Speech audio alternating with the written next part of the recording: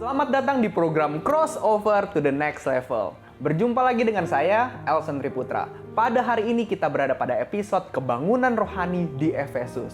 Bersama saya telah hadir Pendeta Mulyono Zakaria dan langsung saja kita simak talk show berikut ini.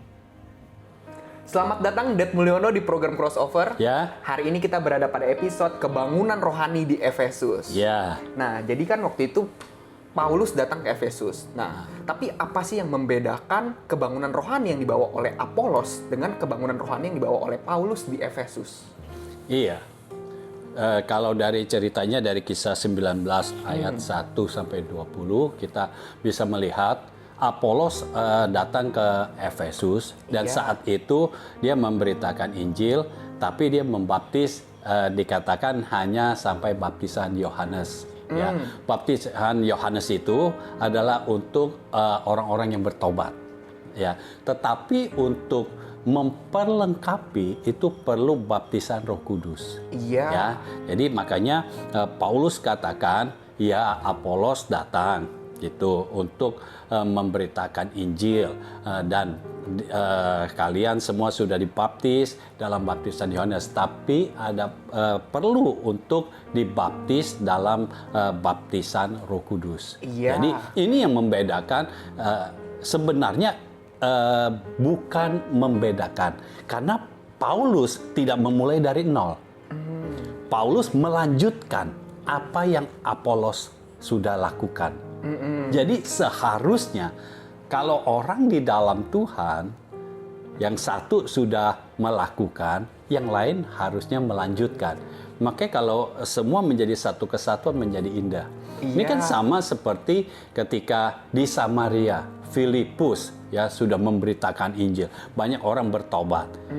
Tapi kan Petrus dan Yohanes datang untuk apa? Untuk menumpangkan tangan dan terjadilah baptisan Roh Kudus dalam kehidupan mereka sehingga mereka semua bisa diperlengkapi. Nah, Paulus ini akhirnya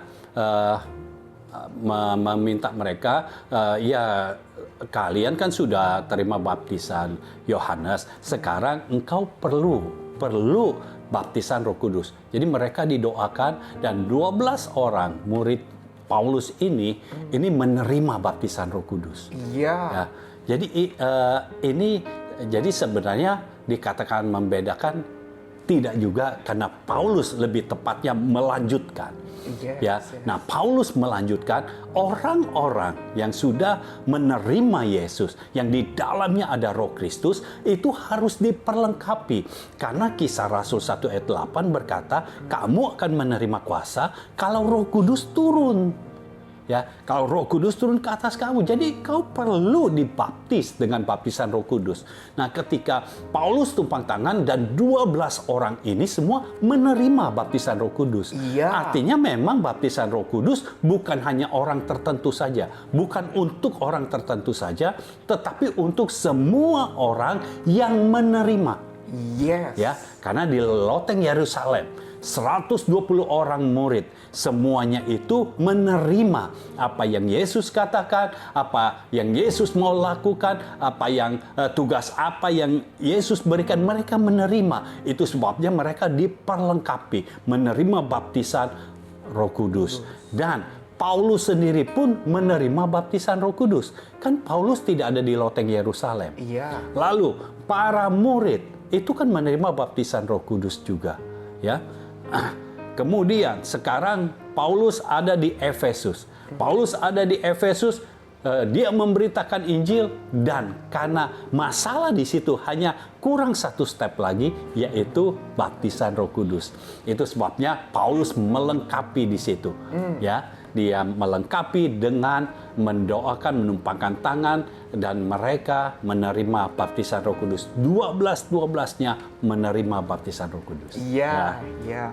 Nah, Paulus itu kan awalnya mengajar di rumah ibadat selama 3 bulan. Iya. Nah, tetapi kenapa akhirnya Paulus itu kembali memilah murid-muridnya yang kemudian diajar di ruang Tiranus? Iya. Masalahnya ketika 3 bulan itu Paulus mengajar di Bait Allah, memberitakan Injil kerajaan di Bait Allah, itu banyak yang menentang. Banyak yang tidak menerima. Bahkan dikatakan mereka itu mengumpat, ya. Mereka itu mengumpat, artinya mereka menggerutu, mereka mengeluh gitu. Terima pengajaran ini apa sih? Gitu. Nah, karena ada orang-orang yang berseberangan dengan Paulus, otomatis Paulus harus memisahkan murid-muridnya yang sudah terima baptisan Roh Kudus itu, yang sudah menerima keberadaan Paulus, harus dipisahkan dengan orang-orang, dengan jemaat-jemaat yang tidak menerima kehadiran Paulus, yang tidak menerima pengajaran Paulus. Itu sebabnya dipisahkan. Kalau dijadikan satu, ingat, sedikit ragi akan menghamiri adonan. Kalau misalnya mereka tetap dibiarkan menjadi satu, maka yang 12 ini bisa ikut tercemar. Jadi penting ya, Dad, untuk memisahkan itu ya, Dad? Iya, kita harus tahu siapa orang-orang kita yang penuh dengan roh. Iya. Kalau kita tahu orang-orang kita penuh dengan roh, ini harus dipisahkan dari jemaat yang lainnya. Bukan berarti mereka punya kehidupan yang harus pisah terus, bukan. Tetapi kita memperlakukannya secara berbeda. Iya, iya. Ya. Nah, Paulus memperlakukan 12 orang muridnya ini secara berbeda. Dibawa ke dalam ruang kuliah Tiranus. Jadi bukan di bait Allah lagi, tapi di ruang kuliah Tiranus. Kenapa Paulus tidak di bait Allah lagi? Karena di situ pada menolak. Kalau untuk orang yang menolak, ngapain kita buang-buang energi, buang-buang waktu untuk memberitakan terus? Iya, iya. Ya, biarkan Tuhan sendiri yang berurusan dengan mereka. Nah, jadi di samping itu semua, Paulus mendapatkan cara yang lebih efektif dan efisien. Ya, dia 3 bulan ya di bait Allah, tidak ada perubahan. Sekarang dia ambil di ruang kuliah Tiranus, lalu dia mengajar murid-muridnya 2 tahun lamanya, 12 orang. Iya. Ya. Dan mereka semua diperlengkapi dan mereka menjadi orang yang berbeda. Ketika mereka keluar dari ruang kuliah Tiranus, mereka melakukan hal-hal yang berbeda. Apa yang dilakukan mereka? Mereka melakukan ya samalah seperti yang Paulus lakukan. Iya. Tetapi Paulus bisa konsentrasi penuh kepada 12 orang ini.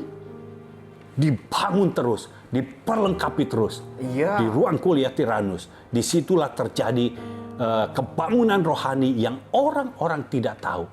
Di situ awal mulanya kebangunan rohani di Efesus.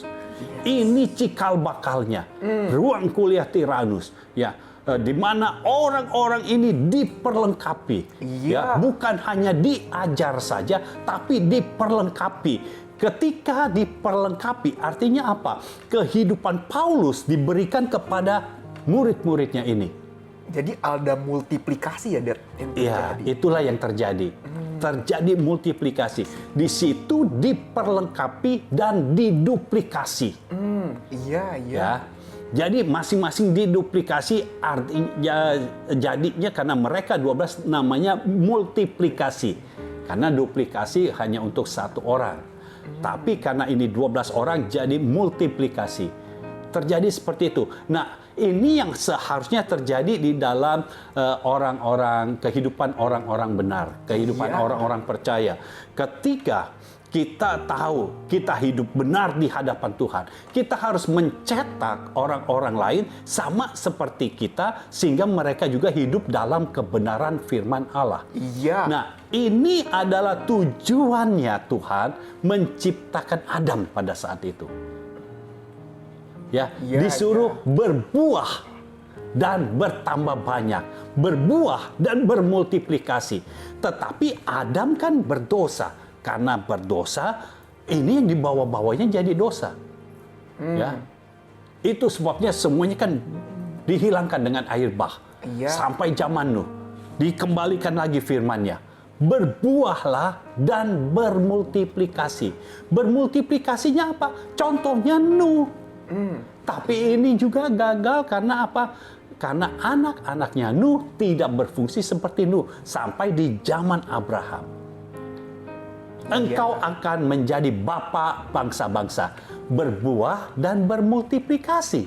Iya. Nah, di zaman Abraham, Ishak mengikuti hidupnya Abraham.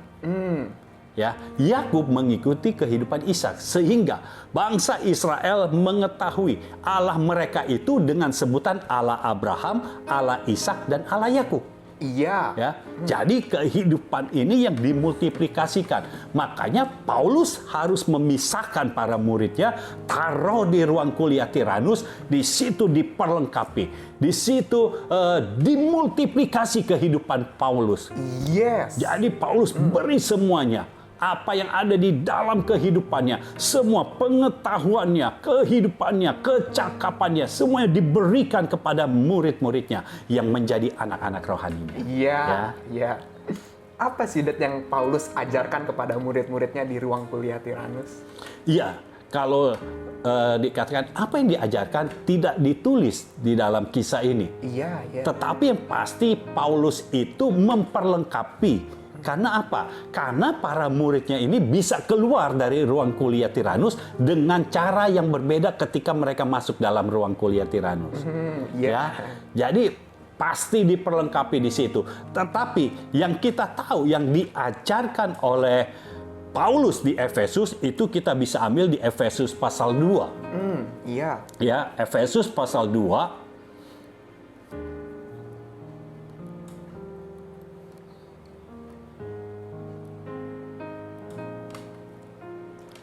Efesus pasal 2 ayat yang ke-19.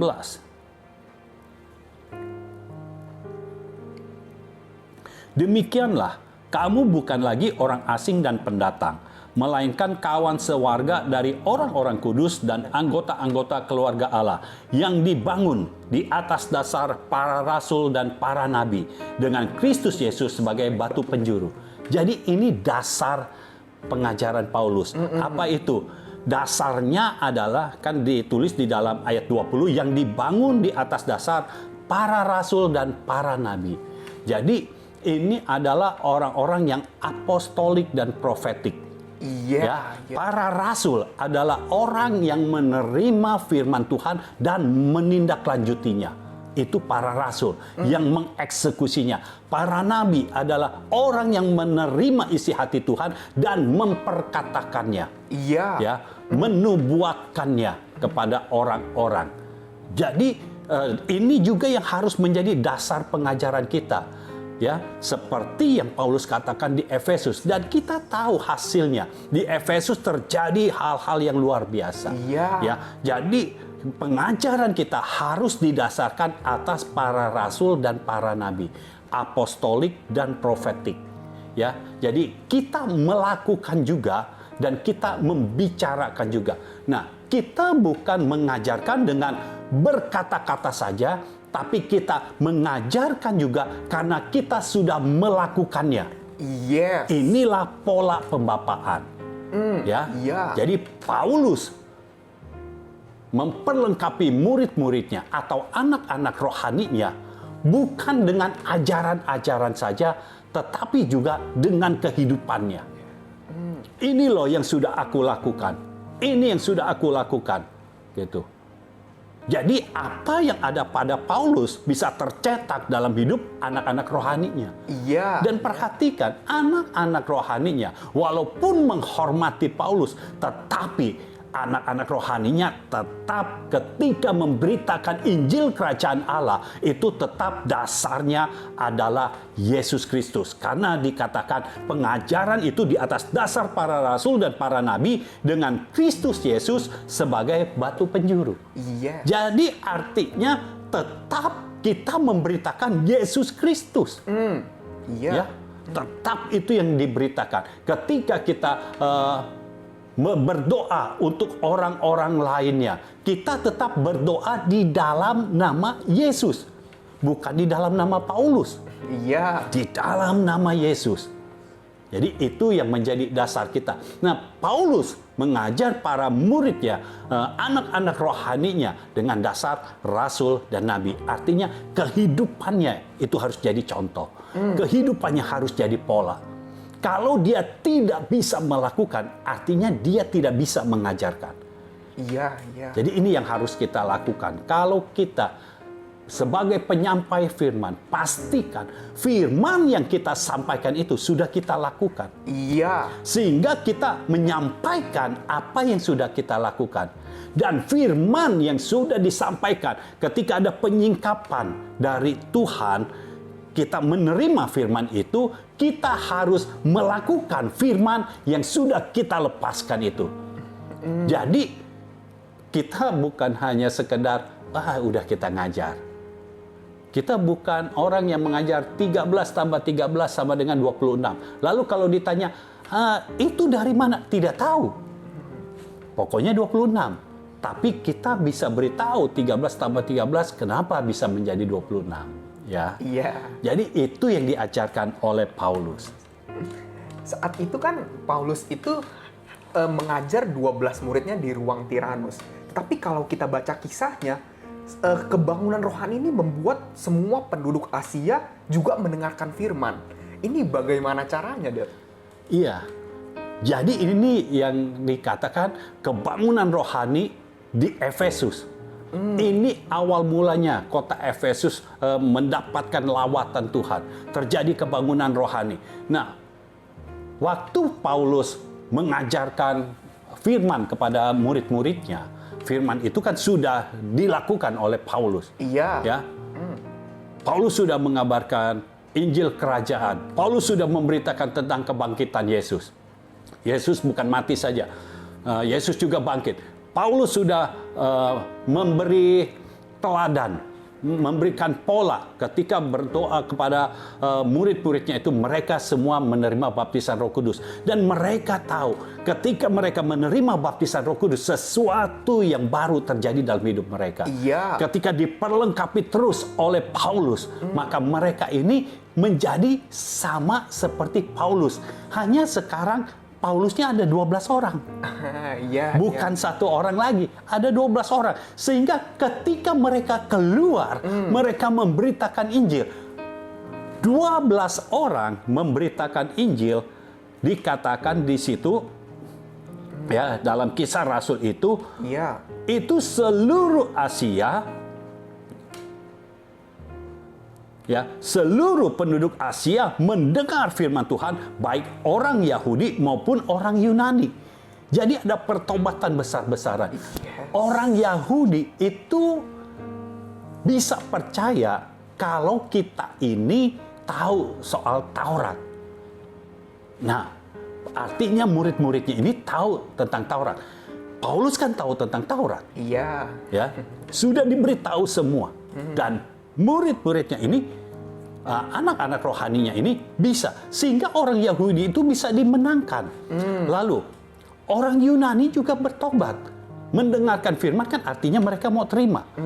Orang Yunani ini kan orang yang memakai logika, artinya mereka ketika mengabarkan Injil, ketika mereka mengabarkan, ini ada satu kekuatan yang berasal dari Allah yang membuat logika orang-orang Yunani ini bisa menerima. Iya, iya. Karena kalau mereka tidak bisa menerima secara logika, mereka tidak akan mau dengar. Dan itu yang terjadi. Artinya luar biasa. Untuk orang Yahudi, mereka perlu tanda-tanda, mujizat-mujizat. Mereka perlu seperti itu. Jadi mereka tahu bahwa benar Tuhan itu berkuasa. Gitu. Iya. Orang Yunani perlu, ini ngomongannya masuk logika nggak? Di samping memang mujizat-mujizat itu kalau mereka lihat itu bisa masuk akal nggak? Gitu. Iya. Karena buat mereka kan di situ banyak sihir juga. Jadi orang juga bisa melakukan sihir. Mujizat kan? Iya. Tetapi mujizat yang berbeda. Nah, ini anak-anak rohani Paulus ketika menyampaikan sesuatu, mereka merasakan ini ada sesuatu. Sehingga mereka, baik orang Yahudi maupun orang Yunani, bisa menerima.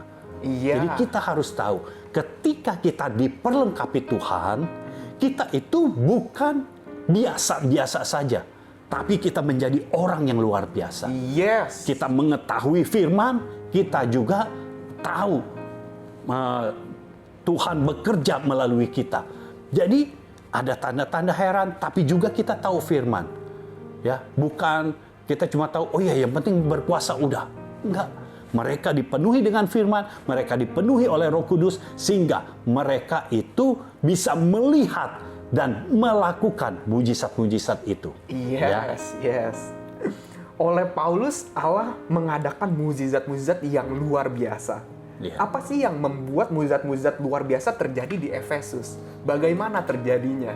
Iya, kalau dilihat sebenarnya itu bukan oleh Paulus ya, tapi oleh anak-anak rohaninya.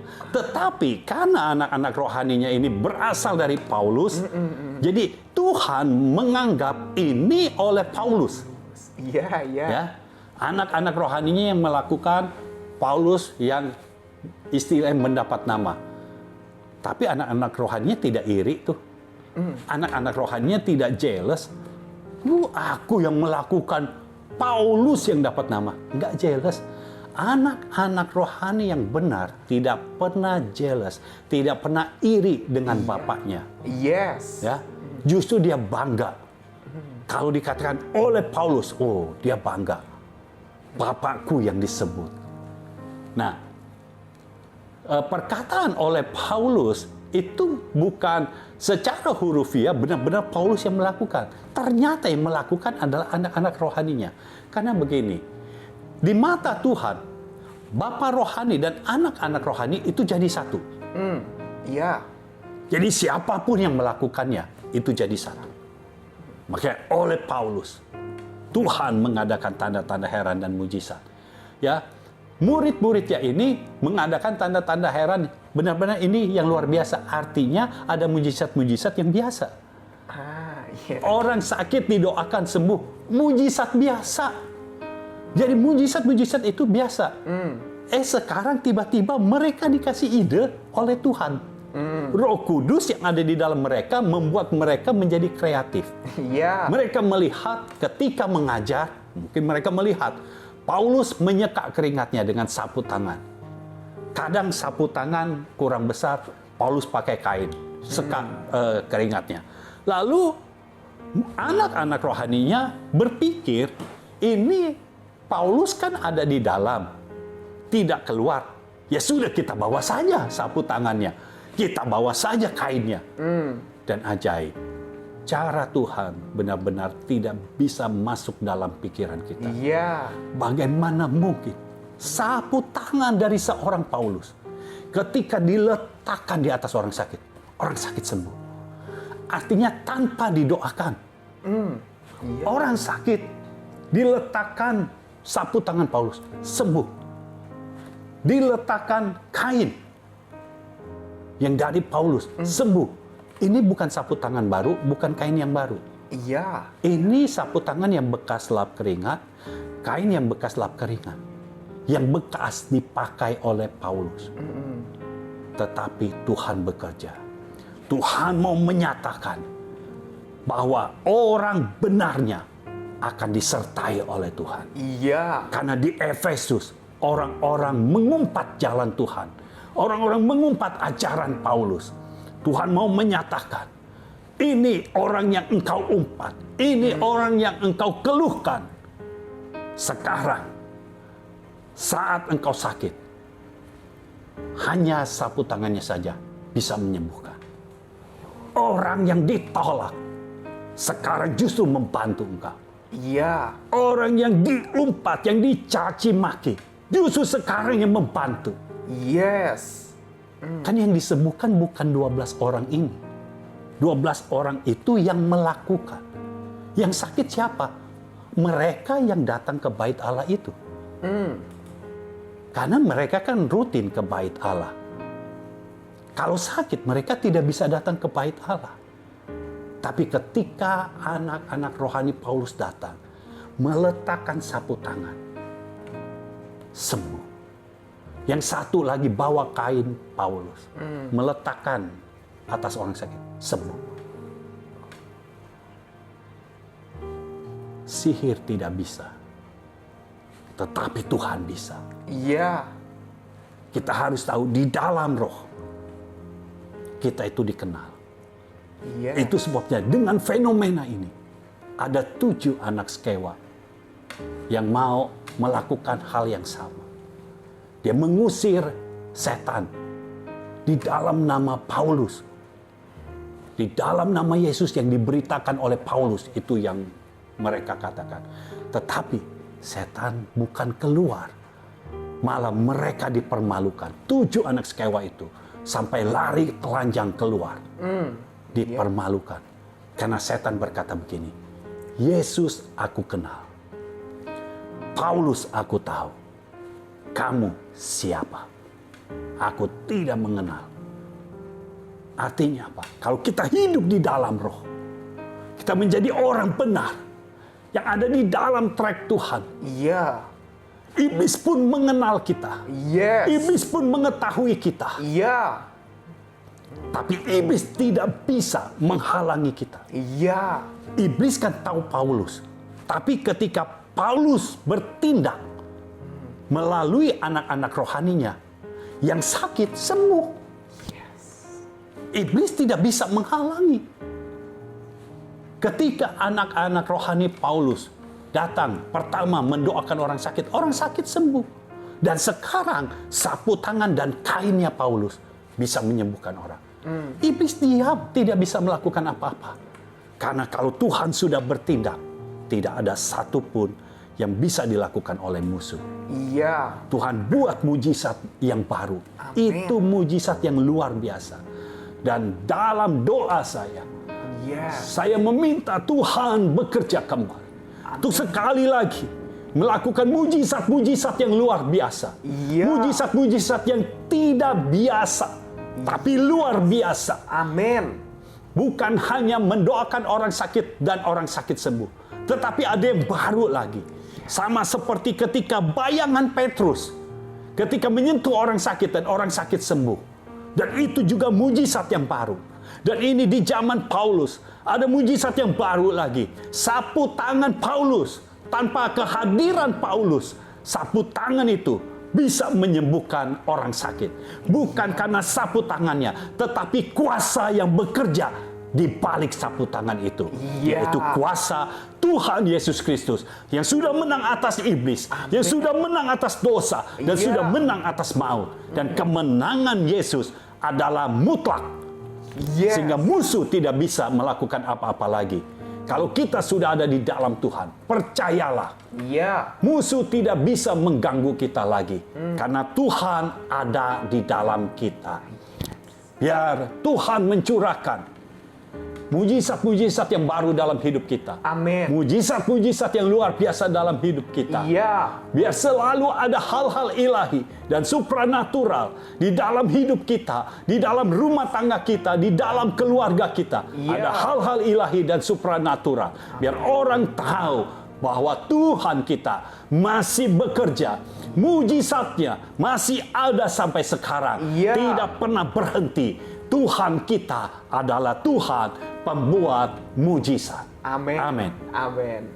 Haleluya. Saya percaya para pemirsa juga dapat merasakan mujizat-mujizat yang baru dalam hidupnya. Amin. Terima kasih Dad atas apa yang disampaikan hari ini. Kita berjumpa pada episode berikutnya yang pastinya lebih menarik lagi. Tuhan Yesus memberkati. Tuhan memberkati. Demikian episode kebangunan rohani di Efesus. Saya percaya di tengah kebangunan rohani yang diadakan oleh Tuhan, kehidupan Bapak rohani akan dimultiplikasikan dalam kehidupan anak-anaknya. Sehingga oleh kita, Allah mengadakan mujizat-mujizat yang luar biasa. Program crossover akan tayang setiap hari Rabu jam 7 malam. Saudara dapat klik like dan subscribe channel YouTube Mulyono Zakaria. Dan jangan lupa juga bagikan kepada teman-teman atau saudara-saudara yang lain. Saya Elsen Triputra, see you on the next level.